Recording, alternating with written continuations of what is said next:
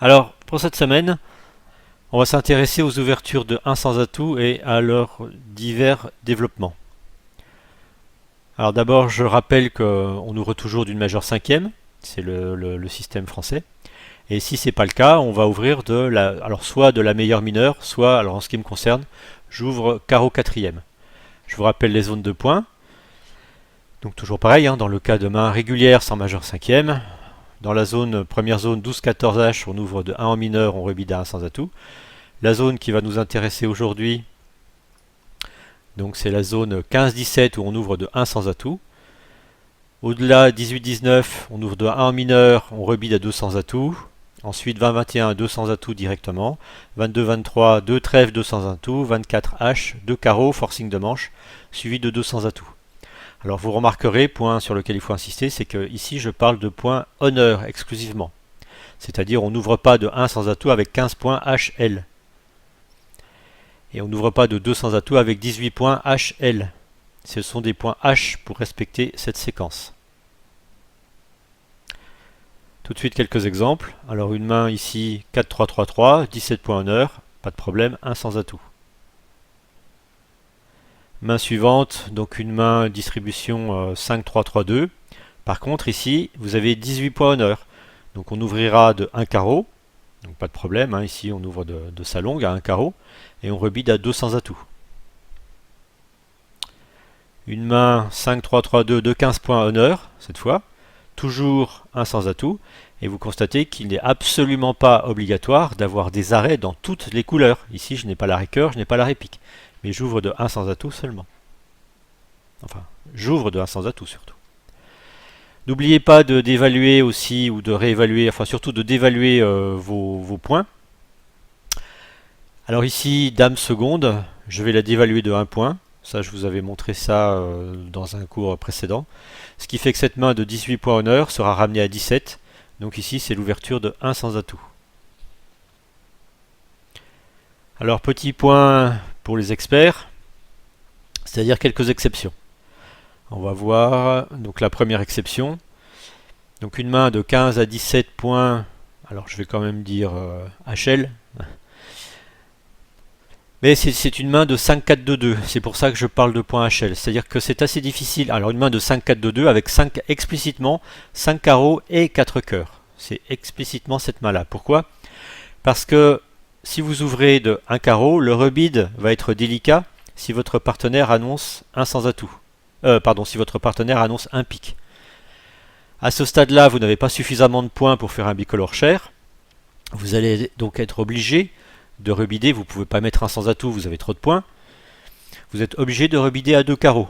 Et le risque alors, c'est que votre partenaire utilise la troisième forcing qui sera une annonce de 2 cœurs.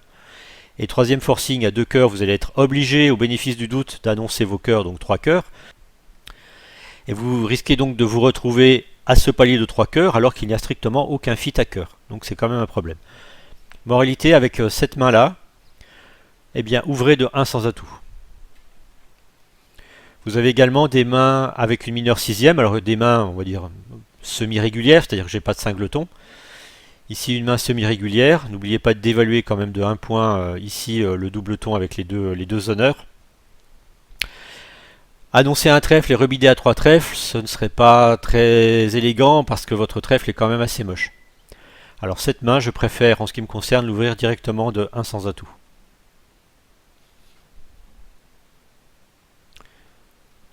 Enfin, les mains avec des majeurs cinquièmes, mais des majeurs cinquièmes, comme j'avais montré dans un cours précédent, des mains dans lesquelles la longueur en question est relativement faible. C'est-à-dire là ici, vous avez juste un valet noyé dans un désert de mauvaises cartes.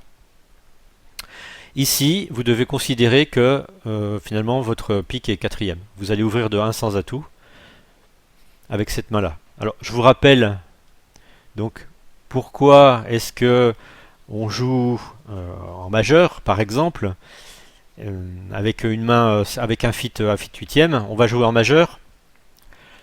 Pourquoi est-ce qu'il y a un contrat majeur plutôt? Je vous avais déjà expliqué, un contrat majeur qui se joue au palier de 4 par rapport à un contrat à 300 atouts qui se joue au palier de 3 et de 9 levées à faire. Si on regarde la différence entre ces deux mains, la main de gauche et la main de droite, ici la main de gauche, enfin usuellement, on coupe de la main courte à l'atout. Ici, couper avec les gros honneurs, c'est dommage, parce que finalement, vous allez couper, certes, vous allez faire vos levées, c'est sûr, mais après, vous n'avez plus suffisamment, enfin, vous n'avez plus les cartes d'un niveau suffisamment élevé pour faire tomber les atouts adverses restants. C'est dommage. C'est-à-dire que ce genre de main, c'est une main qu'il faudra jouer plutôt à sans atout. Alors que les mains, on va dire plus classiques, enfin que vous voyez la plupart du temps, ce sont des mains avec les gros honneurs qui sont dans la main longue et des petites cartes dans la main courte. Là ici, c'est typique une distribution avec laquelle vous allez couper, enfin si possible, hein, bien sûr, vous allez couper avec les petits atouts du mort et ensuite faire tomber les atouts restants adverses avec les gros atouts de la main du déclarant, enfin ce que l'on va appeler le déclarant. Moralité, si vous avez une main qui est faible, si vous avez une couleur majeure, cinquième, qui est faible en gros honneur, eh bien il vaudrait mieux tendre vers un contrat sans atout, parce que finalement c'est la façon dont vous allez jouer. Alors le cas du roi sec. Donc voilà 3 exemples pour lesquels j'ouvre de 1 sans atout. La main tricolore avec un roi sec. Alors c'est uniquement avec un roi sec, hein, pas avec une dame ou un valet sec, c'est uniquement avec le roi sec. En fait, si on réfléchit bien, alors la plupart du temps, ça va être l'ouvreur de sans atout qui va jouer le contrat, qui va jouer peut-être à sans atout. Et donc si on réfléchit bien, je disais, il y a 2 chances sur 3 que cela se passe bien à l'entame. Puisque à chaque fois, le seul cas problématique serait que ce soit Est qui possède l'as de la couleur manquante. Et bien sûr, il faudrait qu'il y ait entame de cette couleur-là. C'est uniquement dans ce cas-là que l'on risque de gros problèmes. Comme finalement il y a 2 chances sur 3 que cela se passe bien, je vais réévaluer quelque peu la valeur de mon roi sec. C'est-à-dire que au lieu de lui compter simplement 1 point, comme je vous avais montré dans un cours précédent, je vais lui attribuer 2 points. Alors pourquoi 2? Parce que finalement 2 chances sur 3, hop, 2 sur 3 que multiplie donc la valeur du roi qui était à 3, et ben tout ça c'est égal à 2. Voilà, c'est des mathématiques rudimentaires, mais j'aime bien ça. En gros, alors usuellement j'ouvre de 1 sans atout avec un tricolore et un roi sec dans la zone 16 à 18. 16 à 18 H avant réduction, hein, bien sûr. Sinon, après réduction, ça retomberait à 15 à 17 points H que je vais appeler équivalent. Donc voilà 2 exemples. Alors je vais effacer mes petits trucs là. Hop. Donc voilà un premier exemple. Donc 16H qui est ramené à 15. Hop, j'ouvre de 1 sans atout. 18H qui est ramené à 17. J'ouvre de 1 sans atout. Alors le 15H qui est ramené à 14, usuellement, je n'ouvrirai pas de 1 sans atout. Alors en pratique, dans certains cas, c'est, je dirais, le second point à prendre en compte, c'est l'aspect tactique et psychologique de l'ouverture de 1 sans atout, dans le cas où on n'a que 15 points, H avant la réduction, et donc 14 après réduction. Alors, je dirais, si le singleton est en mineur, bon, vous pouvez ouvrir de 1 en mineur. En principe, ça devrait bien se passer. Par contre, si le singleton est à cœur ou à pique, là, c'est plus problématique parce que quand on fait le calcul, il y a à peu près 40 chances sur 100. Bon, j'ai fait un petit calcul. Hein. Il y a 40 chances sur 100 que vos adversaires soient fités par 8 cartes ou plus dans la couleur de votre singleton. Si vous ouvrez de 1 en mineur, il est fort probable qu'il y ait une intervention chez les adversaires. En réalité, ils vont pouvoir discuter, ils vont pouvoir se fitter et c'est peut-être eux qui vont finir par jouer le contrat. Moralité, si le singleton que vous avez est en majeur et si vous n'avez que 15 H avant réduction, eh bien ouvrez quand même de 1 sans atout. Voilà, ça a un effet barrage pour les adversaires qui auront quand même beaucoup plus de mal à intervenir dans ce cas-là. Alors on va voir les différentes réponses possibles après l'ouverture de 1 sans atout. Donc votre partenaire a ouvert de 1 sans atout. On va faire 2 choses. Alors on va d'abord effacer ça. Effacer, voilà. On va faire 2 choses. On va se servir des tables de la loi. Alors notamment les 3 premières lois sont les lois principales, je dirais, à utiliser. Et la deuxième chose que l'on va utiliser, c'est la table de décision. Alors je vous rappelle une dernière fois, non pas une dernière fois, je vous le rappellerai tout le temps, que la manche est à 25 points. On va chercher d'abord la manche à sans atout, bien sûr. La manche est à 25 points, le chelem, bon, pour tout le monde, est à 33 points. On va se servir de la table de décision et des tables de la loi. Donc, c'est assez basique. Avec, si vous avez moins de 8 points, eh bien, vous êtes dans ce que j'appelle en désespoir de manche, puisque moins de 8 points, donc c'est maximum 7, hein, bien sûr. 17 H de votre partenaire plus vos 7 points, ça fait 24, donc il n'y a pas de manche. Donc c'est pas la peine de chercher midi à 14h s'il n'y a pas de manche. C'est la loi numéro 4, hein, en désespoir de manche, on va s'arrêter le plus tôt possible. Alors on verra les différentes configurations possibles, hein, dans les prochains cours.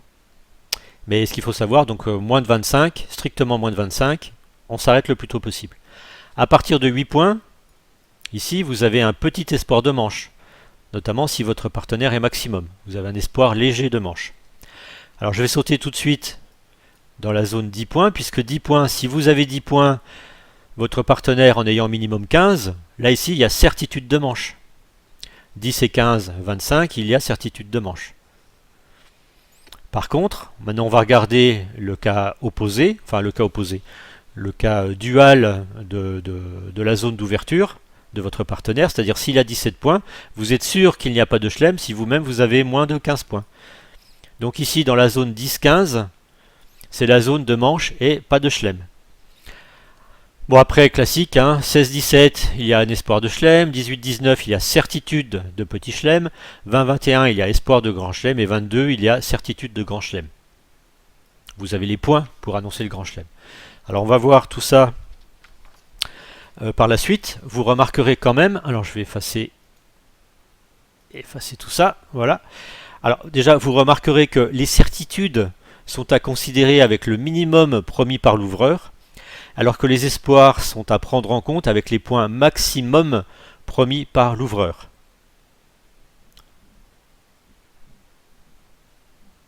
Alors on va donc voir la mise en annonce de tout ça. Donc comme d'habitude, hein, finalement, je dirais le bridge, c'est l'utilisation systématique du petit boulier, c'est-à-dire d'une addition.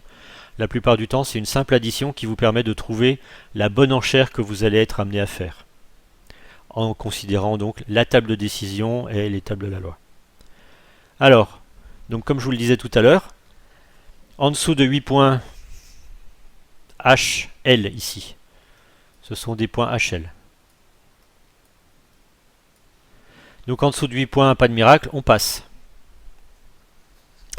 À partir de 8 points HL, donc on a 23 points HL entre moi et mon partenaire. Alors je dirais 23 HL au minimum. Donc la loi numéro 2 consiste à dire que j'ai le droit de parler au palier de 2, puisque j'ai suffisamment de points. Je vous rappelle la table de décision, à partir de 23, dans la zone 23-24, vous avez le droit de parler au palier de 2. Et il faut prévenir votre partenaire que vous êtes dans cette zone-là. Vous lui garantissez, en annonçant quelque chose à partir de 8 points, donc notamment en lui annonçant 2 sans atout, puisque par hypothèse, hein, aujourd'hui, par hypothèse, vous n'avez pas de majeur quatrième ou plus, vous avez plutôt une main régulière. Hein, on va commencer par regarder le cas de la main régulière et pas de majeur, même pas quatrième. Donc 2 sans atout, vous avez les points avec son minimum pour parler au palier de 2, c'est-à-dire vous promettez 8 points HL, c'est basique. Alors je vais faire tout de suite un petit saut à la zone 10-15 comme on a vu précédemment. Donc la zone 10-15 c'est la zone de manche, on garantit 25 points HL minimum et 32 HL maximum. La manche est sûre, il n'y a pas de chelem. Loi numéro 2 et loi numéro 3, bon bah je ne vais pas m'embêter, hein, j'annonce directement la manche à 300 atouts. Là vous voyez, je ne parle que de points, je ne parle pas d'arrêt dans les majeurs, les mineurs ou quoi que ce soit. Je fais une bête addition. Alors en fait, se pose le problème du cas à 9 HL. Qu'est-ce que je vais faire avec ici 9 HL? On est coincé entre les 200 atouts qu'on vient d'annoncer et les 300 atouts que l'on aimerait bien annoncer. Et finalement, on voit qu'on n'a pas de place. Faire un changement de couleur avec une main régulière 4-3-3-3, ce serait aberrant.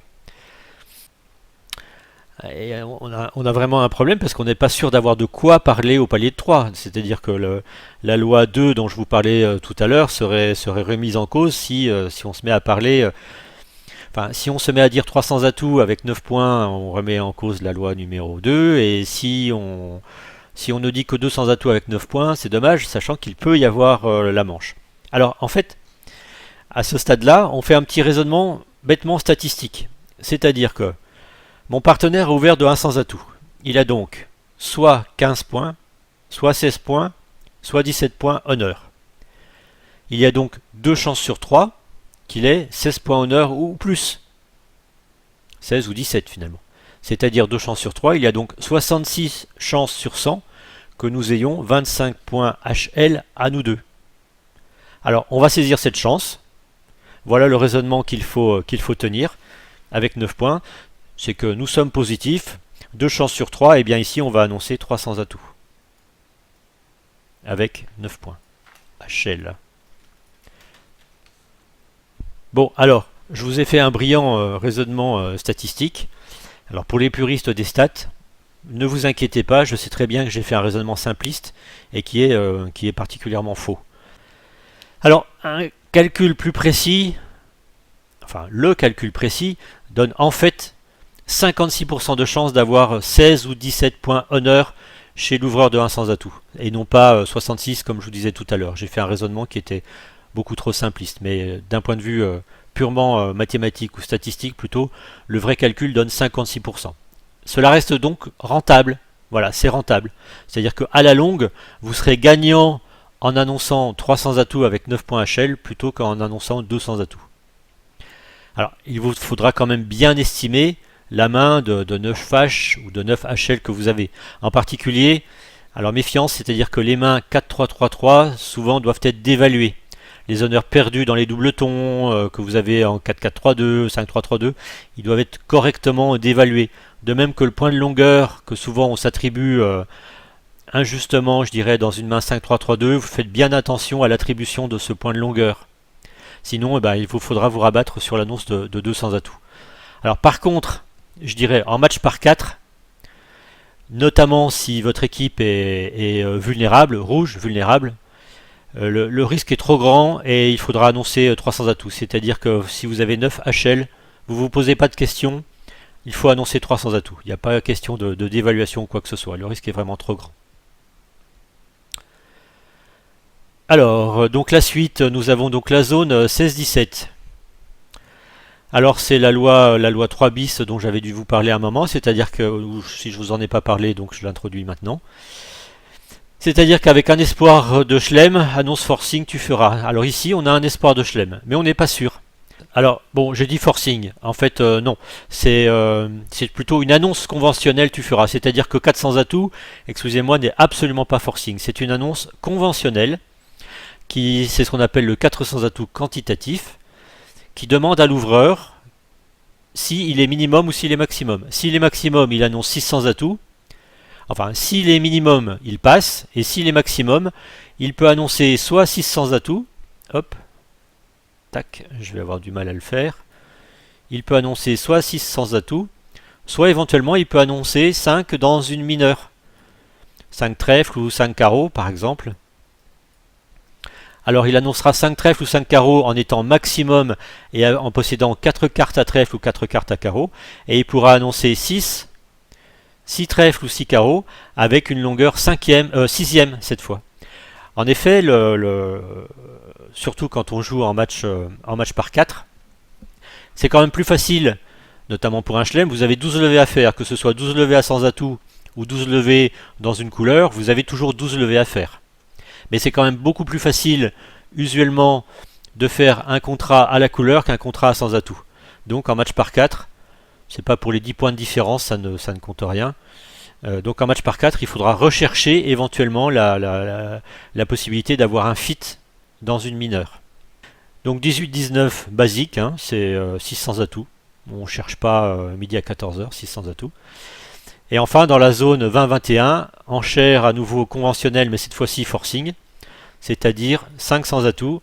Partenaire, si tu es maximum tu annonces 7, si tu es minimum tu annonces 6. Comme dans le cas de 400 atouts, le répondant, plutôt l'ouvreur, s'il est maximum, il peut aussi chercher s'il n'est pas préférable d'annoncer 7 trèfles ou 7 carreaux. Donc de la même façon, il annoncera une couleur quatrième mineure au palier de 6 et une couleur mineure cinquième au palier de 7.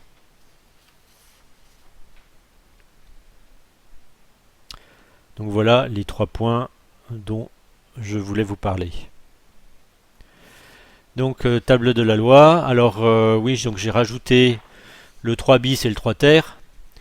C'est-à-dire le 3 c'est avec export de manche ou de chelem, jamais tu ne passeras. Bon, il y a un petit, une petite modulation, le 3 bis, donc avec espoir de chelem, annonce forcing ou annonce conventionnelle. Là en l'occurrence on a fait des annonces conventionnelles, donc tu feras, il y avait une annonce conventionnelle non forcing à 400 atouts, le 400 atouts quantitatif, et il y avait une annonce conventionnelle forcing qui était le 500 atouts. Alors je vous rappelle la table de décision. Bon bah vous la connaissez par cœur hein, maintenant j'espère. Hein. Donc 25 HL c'est pour le palier de 300 atouts, 33 c'est pour le palier de 600 atouts.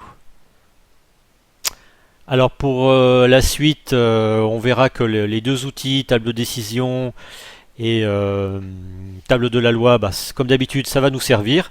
Là, je vous ai fait une première partie qui consistait finalement à voir les différentes réponses du répondant, les différents développements avec des mains régulières, totalement anecdotiques, sans majeur, cinquième bien sûr, ni quatrième, et sans longueur sixième, donc ce sont des mains régulières. On va voir par la suite, donc dans les 3 prochains cours, premièrement le Stemann, c'est-à-dire la réponse avec les développements, la réponse et les développements, pardon, avec au moins une majeure quatrième, je dis bien au moins une majeure quatrième. Ensuite on verra le Texas en majeur, c'est-à-dire avec une ou deux majeures cinquièmes, sans majeure quatrième. Enfin, on verra, il y a des exceptions. Et en dernier cours, on verra le Texas mineur. Voilà, à ciao!